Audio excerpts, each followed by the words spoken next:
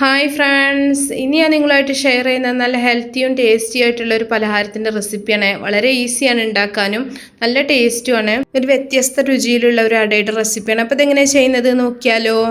ആദ്യം തന്നെ ഇതിന് വേണ്ടത് പൂളക്കിഴങ്ങാണ്. അപ്പോൾ ഞാനിവിടെ 2 കഷ്ണം പൂളക്കിഴങ്ങ് എടുത്തിട്ടുണ്ട്. എത്ര വേണമെങ്കിലും നിങ്ങൾക്ക് എടുക്കാം കേട്ടോ.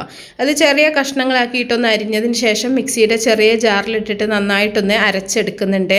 നല്ല പോലെ ഒന്ന് പേസ്റ്റ് ആക്കിയിട്ട് എടുക്കുക. ഇനി ഇങ്ങനെ ചെയ്യാൻ ബുദ്ധിമുട്ടുണ്ടെന്നുണ്ടെങ്കിൽ നിങ്ങൾ ഗ്രേറ്ററിൽ വെച്ചിട്ട് നല്ലോണം ഗ്രേറ്റ് ചെയ്തെടുത്താലും മതി.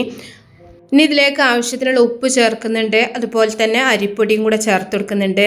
അരിപ്പൊടിക്ക് പ്രത്യേകിച്ച് അളവില്ല കേട്ടോ. നമ്മൾ പൂളയുടെ ആ ഒരു പേസ്റ്റ് ഉണ്ടല്ലോ, കപ്പയുടെ ആ ഒരു പേസ്റ്റിൻ്റെ ആ ഒരു നനവ് പാകാകുന്നവരെ നമുക്ക് കുറേശ്ശെ മാവിട്ടിട്ടൊന്ന് ഇളക്കി മിക്സ് ചെയ്തിട്ട് കുഴച്ചെടുത്താൽ മതി. അപ്പോൾ ഞാൻ കറക്റ്റ് അളവ് പറയുകയാണെന്നുണ്ടെങ്കിൽ അതിൻ്റെ ആ ഒരു നമ്മൾക്ക് കുഴച്ചെടുക്കാൻ പാകമാകുന്നത് വരെ നമ്മൾ പൊടി ചേർത്ത് കൊടുക്കേണ്ടതുള്ളൂ. അപ്പോൾ നമ്മൾ പൂള അരച്ചെടുക്കുന്ന സമയത്ത് വെള്ളമൊന്നും ചേർക്കാണ്ടാണ് മാവ് അരച്ചെടുക്കുന്നത്. ഇതുപോലെ നല്ല പോലെ കുഴച്ചെടുക്കുക.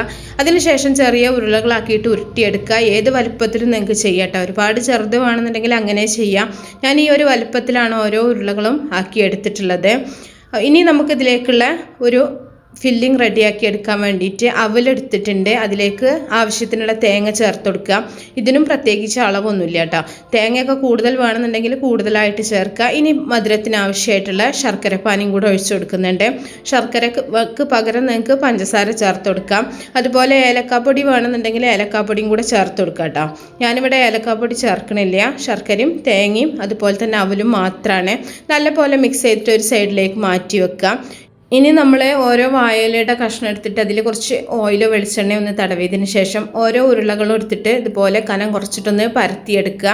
ഇത് കോയിൽ വെച്ച് പരത്തേണ്ട ആവശ്യമൊന്നുമില്ല കേട്ടോ. നമ്മുടെ കൈ വെച്ചിട്ട് തന്നെ നല്ല കനം കുറച്ചിട്ടൊന്ന് പരത്തിയെടുത്താൽ മതി. എത്ര നിങ്ങൾക്ക് ചെറുതോ വലുതൊക്കെ നിങ്ങളുടെ ഇഷ്ടം പോലെ ചെയ്യാം. ഇനി നേരത്തെ ഉണ്ടാക്കി വെച്ചിട്ടുള്ള അവളുടെ ആ ഒരു മിക്സ് ഉണ്ടല്ലോ, അത് ഇതിൽ ചേർത്തിട്ട് നമ്മൾ സാധാരണ ഇലയുടെ ഉണ്ടാക്കുന്ന പോലെ ഒന്ന് മടക്കിയെടുക്കുക.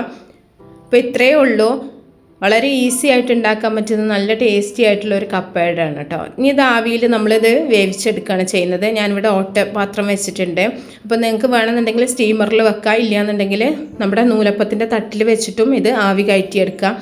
ഇതുപോലെ ആകുമ്പോൾ കുറച്ച് കൂടുതൽ ഒന്നിച്ച് വെച്ചിട്ട് നമുക്ക് അടച്ചു വെച്ചിട്ട് വേവിച്ചെടുക്കാം. അപ്പോൾ കുറച്ച് സമയം വേവിക്കണം കേട്ടോ. വെന്തതിന് ശേഷം നമുക്ക് ഇതുപോലെ തുറന്നിട്ട് ഓരോന്നായിട്ട് എടുക്കുക. സാധാരണ ഇലയുടെ ഉണ്ടാക്കുന്ന പോലെ തന്നെയാണ്, പ്രത്യേകിച്ച് വ്യത്യാസങ്ങളൊന്നുമില്ല. മാവ് മിക്സ് ചെയ്യുന്ന സമയത്ത് മാത്രമേ നമ്മൾ കപ്പ അരച്ചിട്ട് ചേർക്കുന്നുള്ളൂ. അപ്പോൾ നല്ല സ്മെല്ലാണ് കേട്ടോ. ഇലയുടെ ആ ഒരു സ്മെല്ലും നമ്മുടെ കപ്പയുടെ ആ ഒരു സ്മെല്ലും നല്ലൊരു സ്മെല്ലാണ് വരുന്നത്. അപ്പോൾ എല്ലാവരും ഒന്ന് ട്രൈ ചെയ്ത് നോക്കുക. എന്തായാലും ഇഷ്ടപ്പെടും. ഇത് നമുക്ക് രാവിലേക്കോ വൈകുന്നേരത്തിനോ ഒക്കെ ഉണ്ടാക്കാൻ പറ്റുന്ന നല്ല ടേസ്റ്റി ആയിട്ടുള്ള ഒരു പലഹാരം തന്നെയാണ്. അപ്പോൾ ഇതുവരെ കഴിച്ചിട്ടില്ലാത്തവർ തീർച്ചയായിട്ടും ട്രൈ ചെയ്യണം.